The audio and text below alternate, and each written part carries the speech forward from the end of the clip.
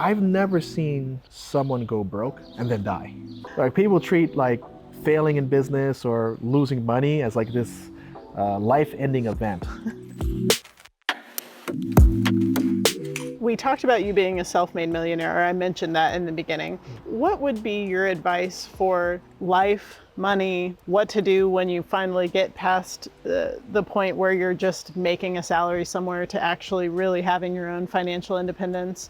You operate as just the nicest, most humble person, and people walking past you on the street may not know that you've accomplished so much financially. How do you maintain that humility and also just any advice for anyone that kind of steps into that next level of finance? Sure, I'll start with the humility. If you've been an entrepreneur long enough, the world humbles you. Have humility. Yeah, the world will humble you along the way. You'll have your ups and downs, and you'll start to realize that people who are not humble because of money, that's what defines them, and they have a distorted idea of what having money really is. To me, it's just a tool to allow me to do more of what I like. So it's not who I am as a person. Right. I'm not gonna wear flashy. I'm just not that person. I think it's quite easy. And if you find that you're becoming a jerk because you are making more money, that's because you are a jerk. Right. It's not the money that's making you a jerk. Highlighting who you really are. Yeah, exactly.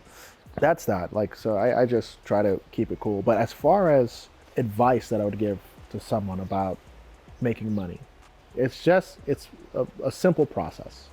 If you are solving problems or providing some kind of value to anybody's life, it can be monetized.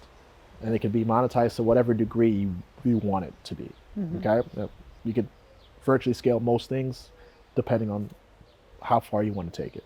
But I think to start, it's important to define what is the goal number. I think a lot of people have this, I want to be rich. So what does that mean to you, really? And you'll find that for what most people really want, it's not to be rich, like or like multimillionaire or billionaire. They just want to be able to do what they want. Right. So the first thing is you got to come up with that freedom number.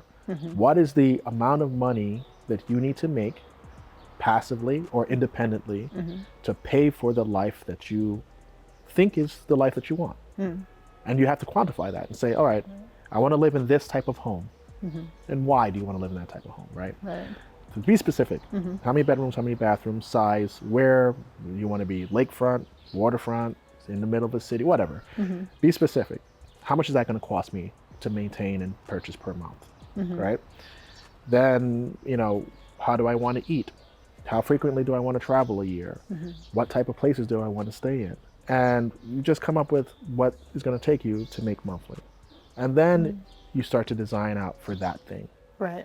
Because if the target number is $10,000 a month, then everything that you're doing from that point on should be, well, how am I going to make my $10,000 a month passively? And then you'll start to find the pathways for that. It might take a certain amount of Airbnb rentals. It might take a certain type of business. It might take a certain type of client or customer.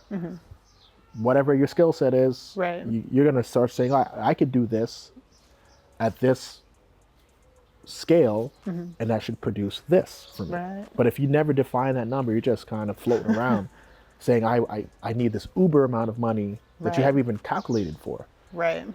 So, I think I always say it, a single person could live in about 90% of the world on $3,500 a month or less as a single person. Times that by 1.5 if you're a couple, times that by 2 to 2.5 if you are a family. And then like 60% of the world, that $3,500 a month is going to be an extraordinary amount of money.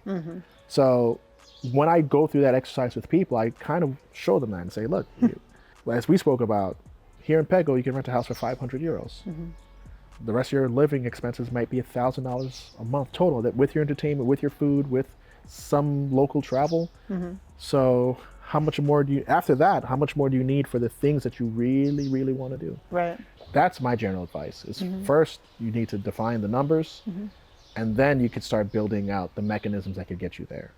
And I think once you do that, you kind of eliminate all the question marks. Right. Right. So that's my general advice to people: just know the number, and then you can start building for it. I've never seen someone go broke and then die. Right. Right? Like people treat like failing in business or losing money as like this life-ending event. I see people get hit by cars and die. I see bicyclists get, I see like the worst thing that could happen is like you're brutally injured or you die, right? Right.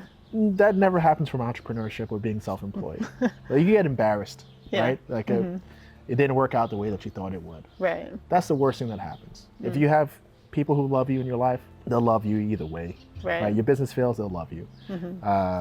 They'll give you a couch to sleep on if you lose everything. Like there's nothing to lose in Right. that side of the world. So I try to tell people, if you have this idea in your mind or your heart that you want to live globally or you want to retire early, go for it. Right. If it doesn't work out for you, you're not going to be that What's far the worst off. that can happen, right? Yeah, you're going to be living with your family members for a while. Like, Right. that's the worst that can happen, and you've done that already. Right.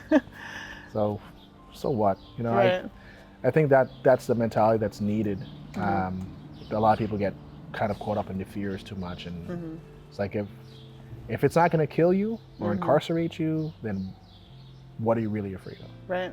That's great. I love that. It's a great ending.